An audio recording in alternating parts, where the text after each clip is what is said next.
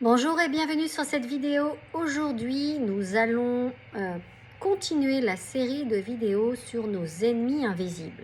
Je t'avais donc, lors de mes précédentes vidéos, parlé déjà de deux ennemis invisibles. Le premier était l'environnement.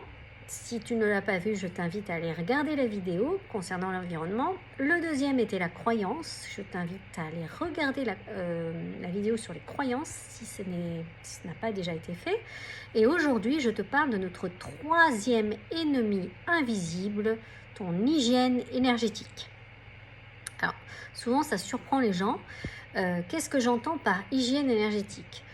J'entends que nous sommes des êtres d'émotion, d'accord, et des êtres d'énergie. Et que par ces deux choses-là, on génère forcément des pollutions, que ce soit des pollutions en termes d'émotions négatives ou toxiques qui pouvaient être entravantes et qui pourraient impacter notre énergie. Je parle aussi du côté énergétique où on nous projette des choses, que ce soit quand on échange avec les autres ou notre environnement. On est victime de pollution psychique, de formes pensées qui pourraient venir nous télescoper, qui pourraient encombrer nos énergies. Il nous faut donc apprendre à nous en dégager. Okay ? Et l'idée, c'est déjà d'avoir de la conscience là-dessus. Alors souvent les gens, quand j'en parle, ils n'en ont pas forcément conscience. Ils vont me dire oui, hygiène énergétique, qu'est-ce que tu veux dire par là ?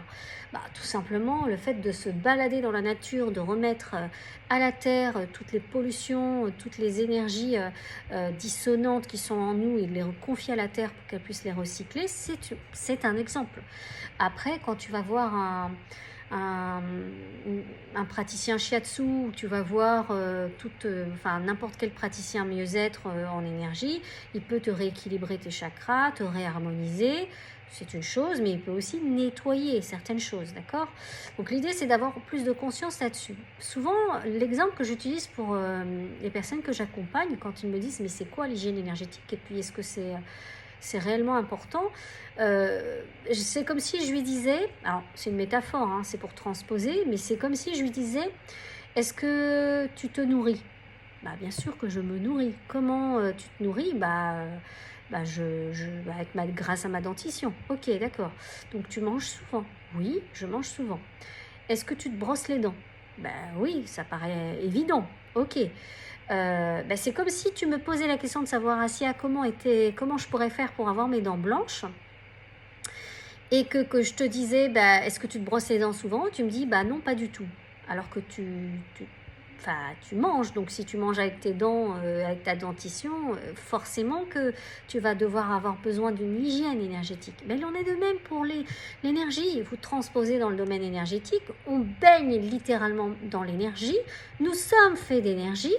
Comment se fait-il que nous n'ayons pas calibré notre esprit pour comprendre que l'hygiène énergétique est tout aussi importante et qu'elle ne se fait pas de manière naturelle et le corps a besoin. Alors oui, quand j'ai besoin d'un blanchiment, je vais peut-être aller voir mon dentiste qui lui est un professionnel et va aller beaucoup plus loin que moi ce que je pourrais faire individuellement sur ma dentition.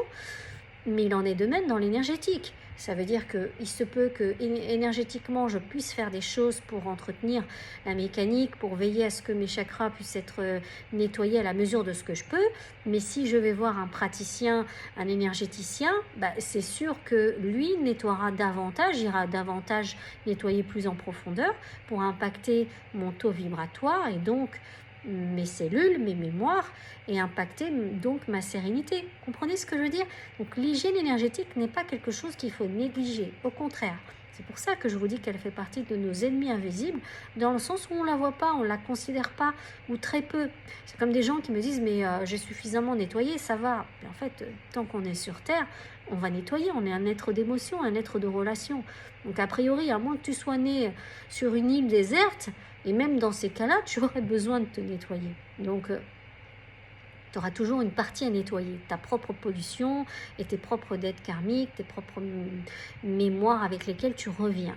Donc, ne négligez pas cet aspect-là. L'hygiène énergétique est importante et l'idée, c'est de mettre de la conscience là-dessus. Voilà. En espérant que cette vidéo pourra t'aider à avoir beaucoup plus de clarté, je te souhaite une belle soirée ou une belle journée et je te dis à bientôt.